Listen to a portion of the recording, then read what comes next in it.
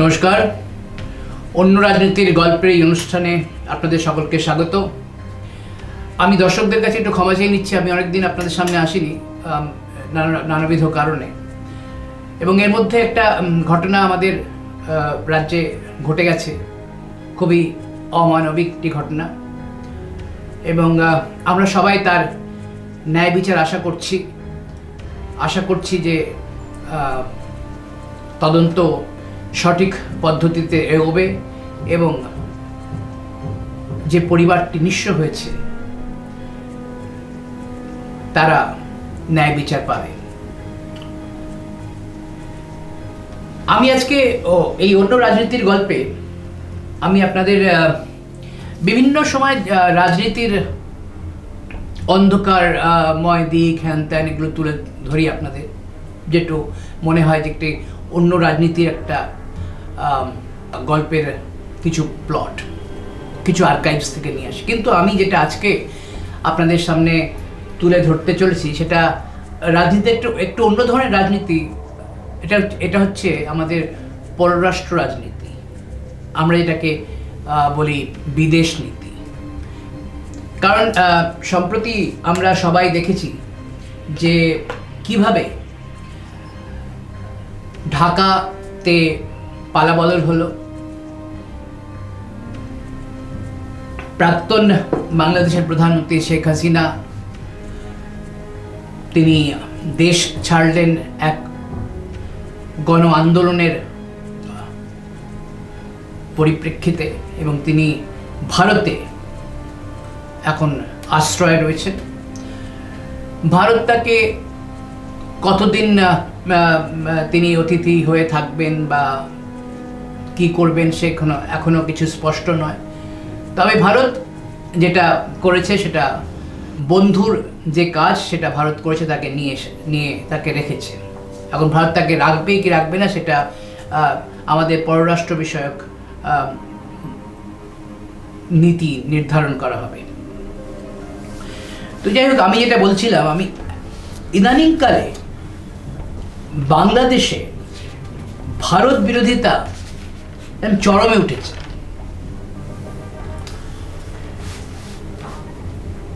যে ভারত 1971 সালে মুক্তিযুদ্ধের সময় পাশে দাঁড়িয়ে বন্ধুর মতো তাদের সব সাহায্য করে আজকে যে বাংলাদেশ গঠিত হয়েছে,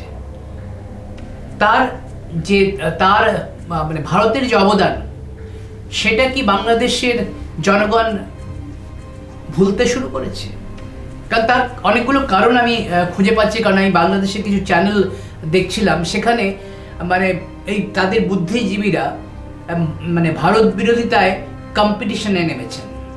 বিভিন্ন ধরনের তাদের কথাবার্তা, ভারত শেখ হাসিনাকে সাহায্য করেছে, তাই তিনি ছিলেন ক্ষমতায়, তিনি অনেক অন্যায় কাজ করেছেন। ভারত একটি সার্বভৌম রাষ্ট্রের অভ্যন্তরীণ রাজনীতিতে কখনোই হস্তক্ষেপ করবে না, এটা স্পষ্ট ছিল, এবং ভারত সেবার বারবার সে কথা বলে এসেছে। তবুও এই ভারত বিরোধিতা আসলে একটি জিগির, এই জিগিরটা ওরা তুলে রাখতে চাইছে, কারণ তাতে রাজনৈতিক সুবিধা তারা পাবে, এটা তারা মনে করে, এবং তাদের রাজনৈতিক দলগুলোও মনে করে, তাদের যারা বুদ্ধিজীবী তারাও মনে করে, এবং ভারত বিরোধিতাটা তারা জিইয়ে রাখতে চাইছে। তারা ভারত বিরোধিতা কি করছে? সম্প্রতি দেখা গেল যে তাদের বন্যায় তারা ভেসে গেল, সেখানে ভারত জল ছেড়েছে, সেজন্য বন্যা হয়েছে। এই ধরনের যে কমেন্ট বা এই ধরনের যে মন্তব্য বিভিন্ন চ্যানেলগুলোতেও এখন, বাংলাদেশের বিভিন্ন চ্যানেলগুলো এখন এই ভারত বুদ্ধিজীবীদের ডেকে ভারত বিরোধিতায় নেমেছে। একজন বুদ্ধিজীবী তো তিনি আবার মুজিবুর রহমানকেই তিনি বলেছেন যে তিনি টাইরেন্ট, তিনি নাকি শাসক, তিনি ছিলেন, তিনিও নাকি ফ্যাসিস্ট শাসক ছিলেন।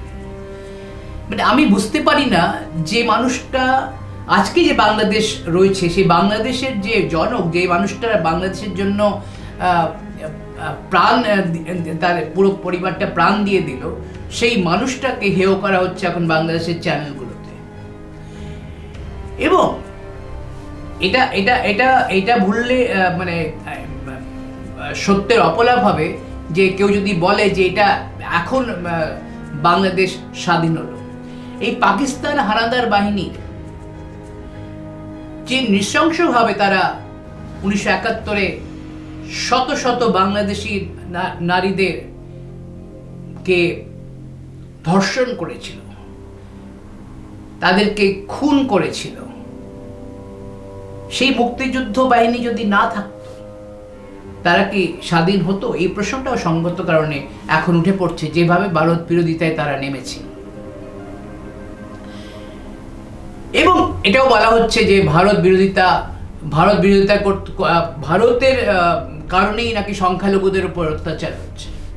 আমি আরেকটা ওদের চ্যানেলে তাদেরই একজন ব্লগার, তিনি চ্যানেলে ছিলেন, তিনি বলছেন যে আসলে সংখ্যালঘু মানে হিন্দুদের উপর অত্যাচার হয়, ওখানে মেঘ জমলো, বৃষ্টি হলো, তো সে হিন্দুদের বাড়ি জ্বালিয়ে দাও, বা ওখানে কোনো একটা ঘটনা ঘটছে, হিন্দুদের আক্রমণ করো, মানে বিভিন্ন অছিলায় হিন্দুদের আক্রমণ করা হয়ে থাকে ওখানে, সেটা তিনি বলছেন।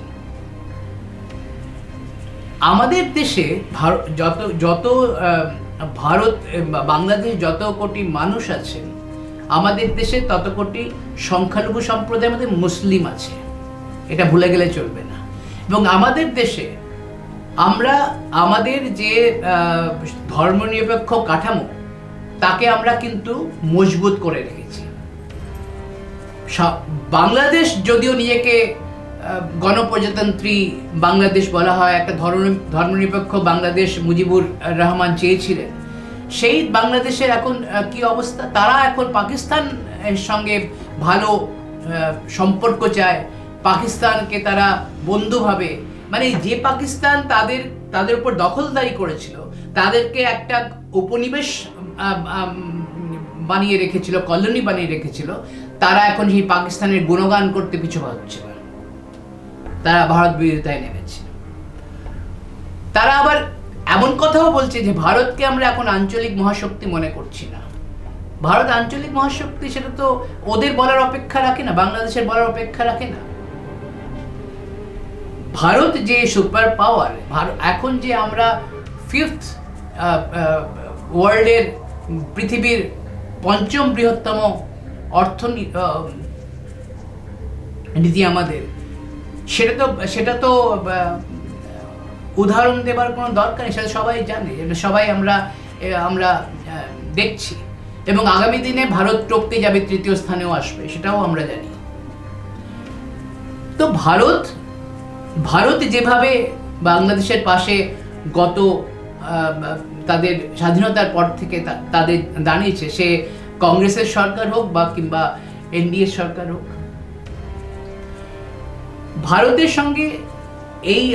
ভারতের সঙ্গে বাংলাদেশের সম্পর্কের যে মাপকাঠি, সেটা কখনোই কোনো প্রভুত্ববাদের মাপকাঠি নয়, সেখানে বন্ধুত্বের একটা আচরণ রয়েছে। এই যে এখন যে ভারত, ওদের বক্তব্য, বাংলাদেশি বুদ্ধিজীবীদের বক্তব্য, ভারত যে বাংলাদেশকে কলোনি করতে চেয়েছিল, বাংলাদেশের ট্রানজিট চাইছিল, বাংলাদেশে বিভিন্ন সময়ে বাংলাদেশ থেকে উপকার নিতে চেয়েছিল, কিন্তু এটা ওরা ভুলে যাচ্ছে যে চীন এমন একটি দেশ, ড্রাগন এমন একটি দেশ দাঁড়িয়ে আছে, যদি ভারত এই বাংলাদেশের কাছ থেকে হাতটা সরিয়ে নেয়, তাহলে চীন কিন্তু সেখানে আগ্রাসনে যাবে। এরা ভুলে যাচ্ছে যে চীন কিন্তু আধিপত্য বিস্তার করতে ওস্তাদ। চীন যতই মিষ্টি মিষ্টি কথা বলুক, চীনের কিন্তু আসল লক্ষ্য কিন্তু বাংলাদেশে তাদের একটা আধিপত্য গড়ে তোলা, যাতে ভারতকে সেখান থেকে বেগ দেওয়া যায়। এটা পাকিস্তানেও ওরা চেষ্টা করেছে, চীন নেপালে চেষ্টা করছে। আসলে বাংলাদেশের এই বুদ্ধিজীবী মহল, তারা আসলে জনগণের কাছ থেকে কিছু দূরত্ব সৃষ্টি হয়েছে তারা জনগণ কি চাইছে সেটা কিন্তু তারা এখনো পর্যন্ত ঠিক বুঝে উঠতে পারছে। তারা ভাবছে যে একটা পালাবদল হয়ে গেলেই কিন্তু ভারত বিরোধিতা করলেই তারা জনপ্রিয় বা পপুলার হয়ে যাবে। আমরা জানি যে ভারত যে হারে গত 10 বছরে বাংলাদেশকে ঋণ দিয়েছে, সেই ঋণের সুদ অত্যন্ত অল্প সুদে বাংলাদেশকে বিপুল পরিমাণ ঋণ দিয়েছে। সেখানে চীনের কিন্তু সুদের দাম অনেক চড়া।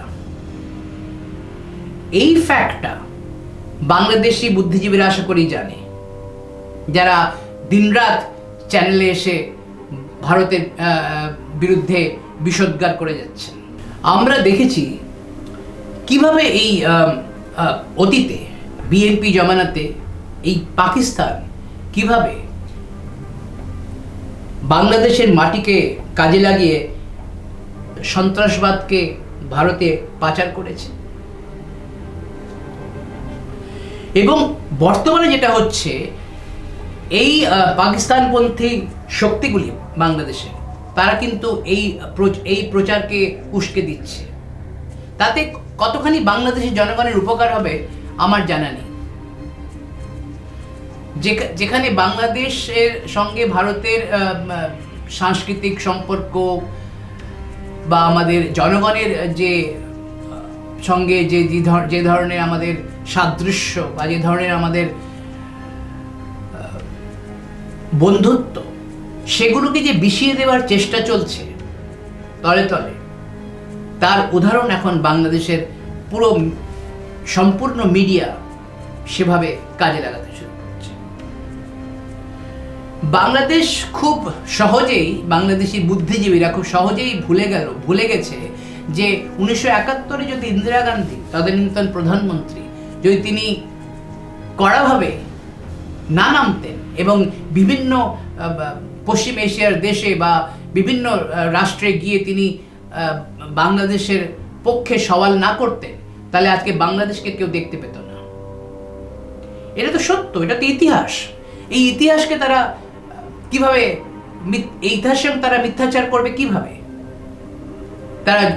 তারা এখন বলছে যেভাবে শেখ হাসিনা অত্যাচার করেছেন, এই হয়েছে সেই হয়েছে, বিভিন্ন ধরনের তাদের অভ্যন্তরীণ বিষয়, আমাদের সেই নিয়ে আমাদের কোনো খুব একটা মাথা ব্যথা হওয়ার দরকার নেই, কারণ অভ্যন্তরীণ বিষয় তারা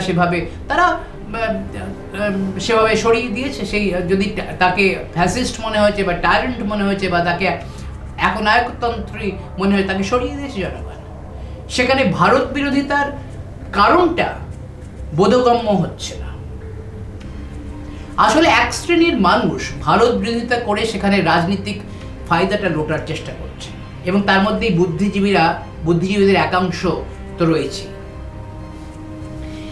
এখানে আমার বলার যেটা, ভারতের যে সময় ভারতের শস্য উৎপাদন কম হয়েছে, আমাদের শস্য আমরা উৎপাদন কম করেছি, আমরা কিন্তু সেই শস্য রপ্তানি করেছি বাংলাদেশকে, সেখানে বন্ধ করিনি। আজকে যদি ভারত তার পুরো বর্ডারটাকে সিল করে দেয়, বাংলাদেশের রপ্তানির বা বাংলাদেশের আমদানি বা রপ্তানির ক্ষেত্রে, যে বাণিজ্যের ক্ষেত্রে প্রভাবটা কি বিরূপ প্রভাবটা পড়বে। ভারত হয়তো সেই বিরূপ প্রভাবটা কাটিয়ে উঠতে পারবে তার ক্ষমতা দিয়ে, তার অর্থনৈতিক ক্ষমতা দিয়ে। কিন্তু সেখানে কি বাংলাদেশের এই বুদ্ধিজীবীরা জানেন যে তাকে চীন কতখানি সাহায্য করবে, তাকে সিঙ্গাপুর কতখানি সাহায্য করবে, তাকে শ্রীলঙ্কা কতখানি সাহায্য করবে, যাদের পাকিস্তান কতখানি সাহায্য করবে, যাদের নিজস্ব কিছু নেই?